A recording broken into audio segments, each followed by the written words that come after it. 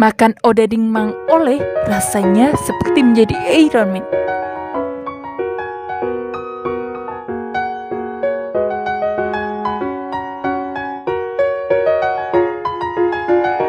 Di sini saya juga akan ngasih tips bagaimana cara mengulek menggunakan mixer dan adonannya itu tidak keangkat ke atas mixer. Untuk mengetahui tipsnya, tonton terus sampai akhir ya. Halo, assalamualaikum warahmatullahi wabarakatuh. Welcome back to my channel.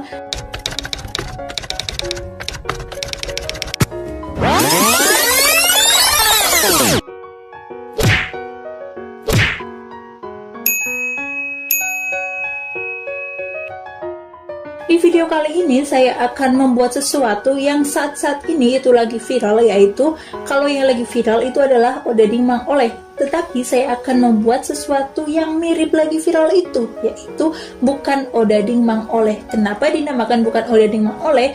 Karena kalau odading Mang Oleh itu roti kosong yang gak ada isinya apa-apa, tapi kalau ini bukan odading Mang Oleh, itu ada isinya selai. Ini lebih spesial ya. Untuk resep-resepnya sudah saya tulis di bawah ya, langsung saja dicek di deskripsi. Dan pembuatannya bisa dilihat di video berikut ini. Happy watching teman-teman. Yang pertama kali perlu teman-teman lakukan yaitu mengecek raginya apakah masih aktif atau sudah tidak aktif. Untuk mengecek raginya masih aktif atau tidak, perlu menggunakan air hangat, gula pasir dan juga ragi. Airnya segini, nanti diambil beberapa sendok saja. Ini air hangat ya. Kemudian siapkan ragi 1 sendok teh dan gula pasirnya 2 sendok teh. Lalu masukkan airnya sedikit aja dan diaduk. Nah, lalu setelah tercampur merata, kita diamkan sampai mengembang 2 kali lipat.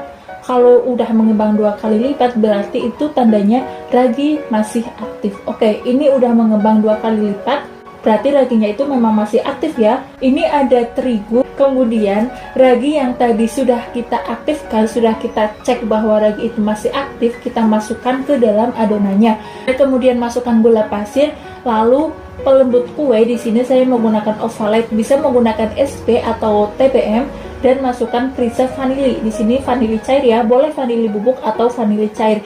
Fungsinya itu supaya adonannya nanti lebih wangi. Dan air yang tadi sisa buat ngaktifin raginya itu dimasukkan semuanya.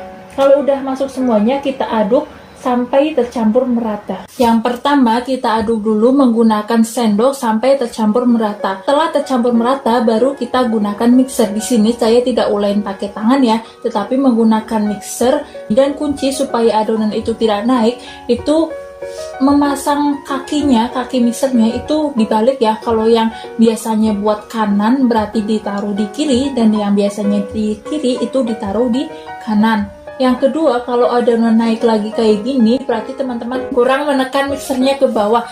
Jadi kalau nge-mixernya itu agak ngambang, itu adonannya juga naik-naik ke atas. Oke, kalau adonannya naik ke atas kayak gini, dimatikan dulu, lalu kita turunkan pakai spatula kayak gini ya, diturunkan. Setelah diturunkan, kita nge-mixer lagi dan ditekan ke bawah, ditekan sampai dasarnya ya, supaya adonannya tidak naik. Dan ketiga kuncinya supaya mudah nge-mixernya itu, yang diputer itu bukan mixernya, tetapi baskomnya atau tempat yang buat nge-mixernya itu. Ini menggunakan baskomnya, jadi baskomnya diputer ke kanan kayak gini terus, dan mixernya tetap di satu tempat itu.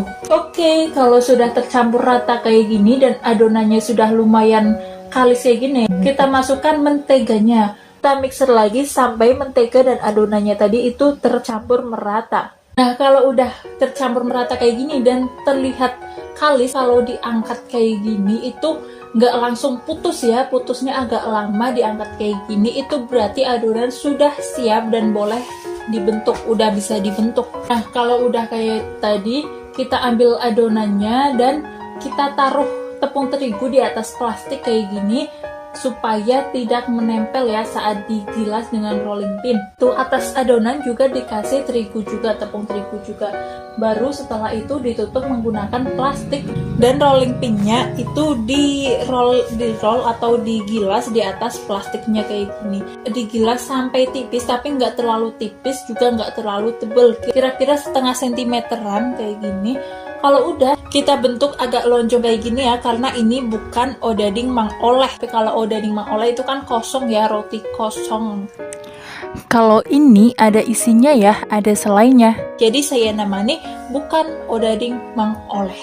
Oke, kalau sudah kayak gini kita diamkan sekitar 1 jam, ditutup plastik kayak gini ya. Kalau nggak ada plastik ini boleh pakai tisu ataupun kain, ditutup pakai kain sampai mengembang.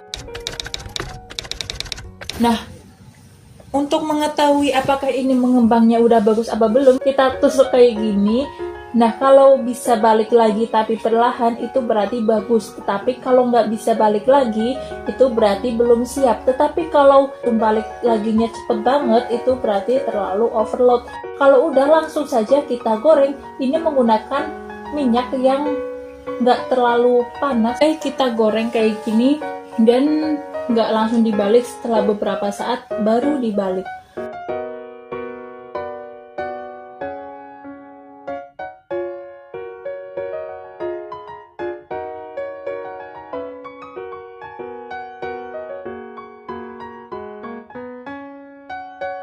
Kalau mau disajikan kayak gini saja, itu jadi odading Mang Oleh. Ini di sini saya menggunakan selai coklat dan selai stroberi.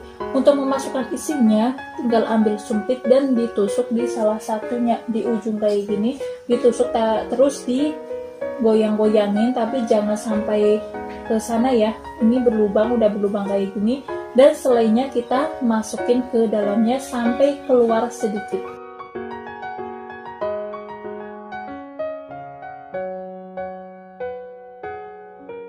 Lakukan seperti ini sampai semuanya habis.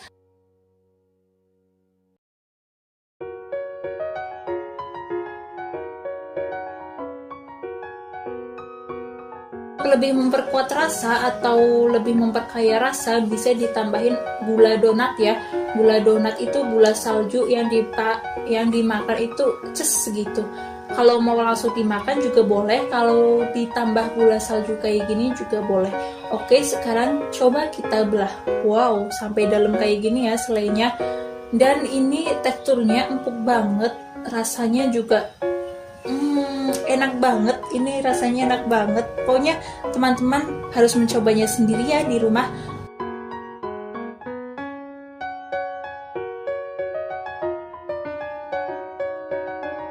Oke, terima kasih sudah menonton. Semoga bermanfaat, dan jika teman-teman mencobanya di rumah, semoga berhasil ya.